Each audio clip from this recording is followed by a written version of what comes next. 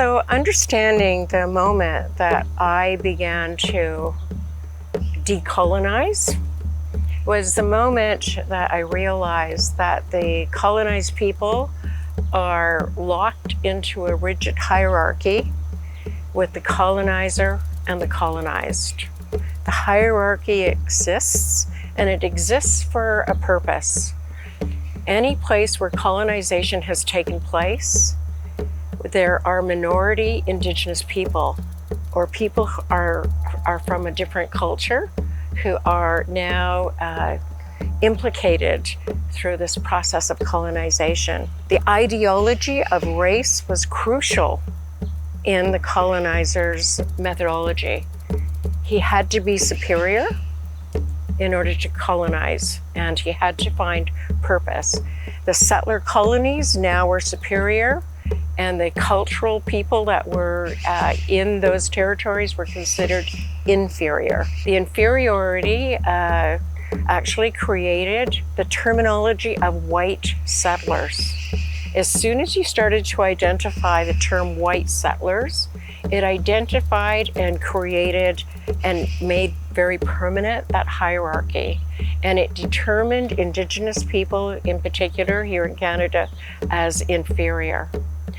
The colonization process, therefore, justified itself as having the right to civilize. But it began a very violent and unjust process that was imperceivable behind the liberal smokescreen of the civilizing task. It became very paternalistic, Department of Indian Affairs, very top-down and controlling. All of the Aboriginal people in Canada were reduced to ward state. They could not hold jobs. They could not vote. They were not considered Canadians. They were not allowed to vote until 1963 here in Canada, for goodness sakes. It appeared as though the colonizer was a protector of Indigenous people. It created this facade in order to carry out what was very unjust in the background, in order to have access to more raw materials. Today, you see these demonstrations occurring still in the media, where you've got blockades up by Indigenous people, because they don't want the third parties entering their territory, because if they do enter their territory, they get a higher status in the government's mind than the Indigenous people.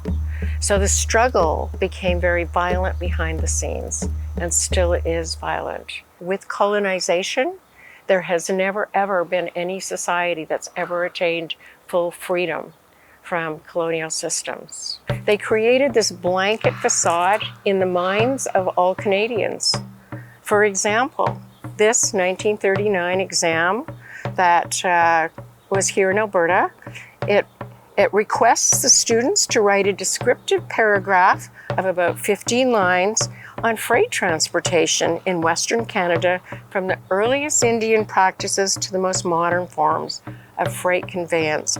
And it requests you to start your paragraph with the following sentence. Since the Indian squaws carried their tribal luggage on their backs centuries ago, etc., etc. This is the education system using terminology like this for their students about Indigenous people. It's no wonder everybody's minds are colonized. To decolonize is to become aware of what this process has been and how this has been done to all Canadians, actually. This blanket of absolute ignorance about the history of Aboriginal peoples is really important.